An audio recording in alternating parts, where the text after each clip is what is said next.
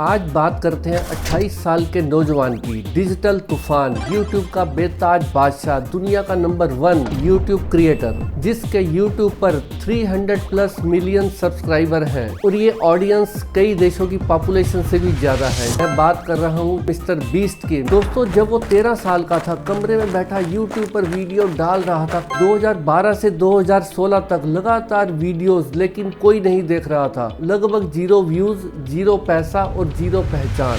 Parents के लिए time waste था, लेकिन उसके लिए ऑब्सेशन था।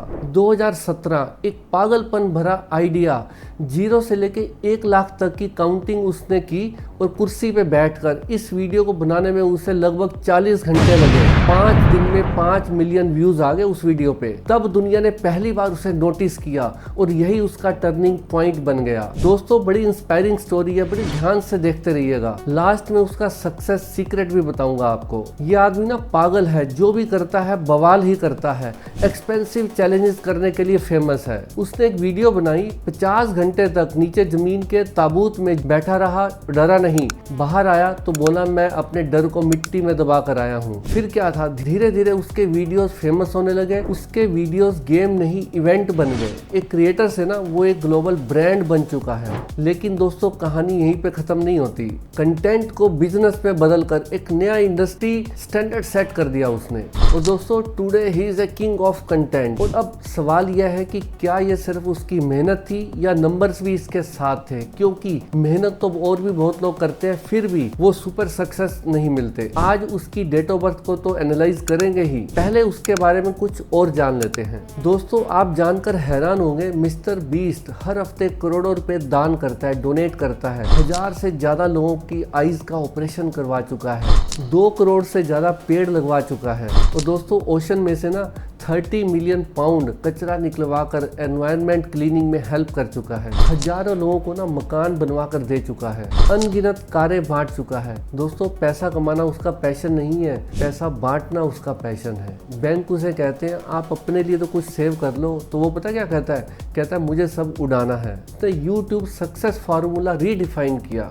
यूट्यूब एल्गोरिथम की डीप अंडरस्टैंडिंग की। और दोस्तों, चैरिटी को ना एंटरटेनमेंट के जरिए लाखों लोगों की मदद की। और उसने अपनी वीडियोस की अपनी अर्निंग का मेजॉरिटी हिस्सा वीडियोस में री इन्वेस्ट किया अपनी लॉन्ग टर्म विजन के कारण। अब देखते हैं उस इंसान की डेट ऑफ बर्थ क्या कहती है उसके बारे में। डेट ऑफ बर्थ है उसकी 7 मई 1998, यानी कि 7 मई 1998। न्यूमरोलॉजी के हिसाब से देखें तो उसका ड्राइवर 7 है, यानी कि वो 7 तारीख को पैदा होता है। और पूरी डेट ऑफ बर्थ को जोड़ते हैं तो उसका कंडक्टर 3 आता है। 7 नंबर किसका है? केतु का है, नॉलेज का, विजन का। कंडक्टर 3 नंबर किसका है? जुपिटर का, वो भी नॉलेज और विजन का है, क्रिएटिविटी का है। बर्थ चार्ट में लोशो ग्रिड के हिसाब से ऊपर की लाइन में 99 और 2 है, बीच की लाइन में 3, 5, 7 है और नीचे की लाइन में 8 और 1 है। 6 मिसिंग है और 4 मिसिंग है। दोस्तों, इस डेट ऑफ बर्थ में जो टोटल क्वालिटी है वो आपको लॉजिक के साथ बताता हूँ।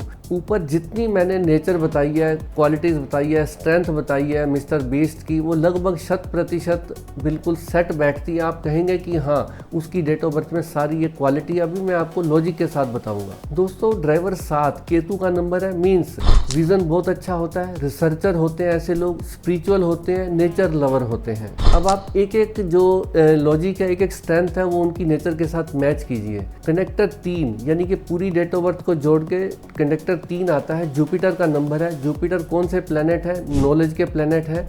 ऐसे लोगों की क्रिएटिविटी जबरदस्त होती है, इमेजिनेशन पावर जबरदस्त होती है। ऐसे लोग मल्टीटास्कर होते हैं और अगर ये लोग फोकस होकर काम करें तो सक्सेस रेट बहुत हाई हो जाता है। 2012 से रेगुलर वीडियोस डालना, पोस्ट करना और कंसिस्टेंसी मेंटेन करना, ये दिखाता है कि उन्होंने फोकस अप्रोच से काम किया। शॉर्ट टर्म गेन नहीं देखा, लॉन्ग टर्म गेन देखा उन्होंने। अब आप देखिए, लोशो ग्रिड में 438 की जो लाइन है उसमें 3 और 8 अवेलेबल है, यानी कि ऐसे लोग के पास आइडिया यूनिक होता है। और देखो उन्होंने किस तरह से अलग तरह से कंटेंट बनाए, क्रिएट किए। आज दुनिया भर के यूट्यूबर उनको फॉलो करते हैं। और दोस्तों, उनकी एक 951 की लाइन कंप्लीट हो रही है, जिसे हम कहते हैं सक्सेस प्लेन, विल प्लेन। ऐसे लोगों की विल पावर बड़ी जबरदस्त होती है। ये हार नहीं मानते, फाइटर होते हैं, लगे रहते हैं, इनको सक्सेस मिलती ही मिलती है। पूरे वर्ल्ड के अगर 80% जो रिचेस्ट लोग हैं उनके डाटास को लिया जाए डेट ऑफ बर्थ का, तो उसमें 951 की लाइन उनकी कॉमन आएगी और वो मिस्टर बीस्ट के पास भी है। इसे सक्सेस प्लेन भी बोला जाता है।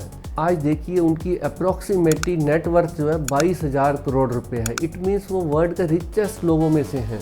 इसके अलावा उनका एक 258 का राजयोग भी कंप्लीट हो रहा है। इसका मतलब ऐसे लोग सक्सेस होंगे ही होंगे। और दोस्तों केतु का नंबर 7 और जुपिटर का नंबर 3 दोनों का योग, यानी कि ये उनसे चैरिटी भी करवा रहा है और दूसरा पैसे से डिटैच भी करवा रहा है, क्योंकि 7 नंबर केतु का होता है, डिटैचमेंट पैदा करता है। तभी तो वो अपनी कमाई को नेक्स्ट अगली वीडियो में इन्वेस्ट कर देते हैं। और चैरिटी के बारे में तो उनको बता ही चुका हूँ कि वो बहुत ज़्यादा चैरिटी करते हैं। और इसके अलावा दोस्तों 357 की लाइन है जो उनकी कंप्लीट हो रही है। ऐसे लोग प्योर सोल होते हैं, हमेशा और लोगों की हेल्प करेंगे, खुद धोखा खा जाएंगे बट किसी को धोखा दे नहीं सकते ये लोग। उनके यूनिक आइडियाज़ एंड कंटेंट के लिए नंबर 7 और नंबर 3 पावर दे रहे हैं उनको। अब देखते हैं उनके नाम की स्पेलिंग कितने पे आ रही है। दोस्तों उनका नाम जिमी डोनाल्डसन नंबर 5 पे आ रहा है, जो कि एक्सेलेंट होता है। नंबर 5 किसका है? मरकरी का। मरकरी लाइफ में बैलेंस देते हैं, कम्युनिकेशन स्किल देते हैं। बहुत प्यारा नंबर है नंबर 5 के ऊपर अगर किसी का नाम आ जाए। और दोस्तों अब देखते हैं उनका चैनल कितने नंबर पर आ रहा है। उनका चैनल का नाम है मिस्टर बीस्ट, यानी कि बीच में कोई फुल स्टॉप नहीं है, मिस्टर MR बीस्ट।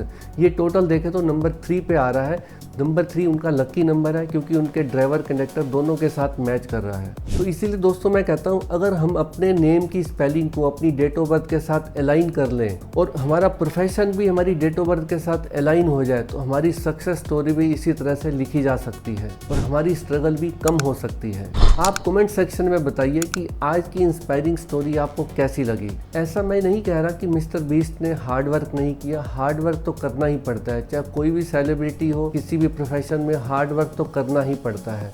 बट अगर हमारे नेम की स्पेलिंग और हमारा प्रोफेशन डेट ऑफ बर्थ के साथ अलाइन हो जाए तो हार्ड वर्क कम करना पड़ता है, बाकी के नंबर्स, लक फैक्टर हमें सपोर्ट करने लग जाते हैं।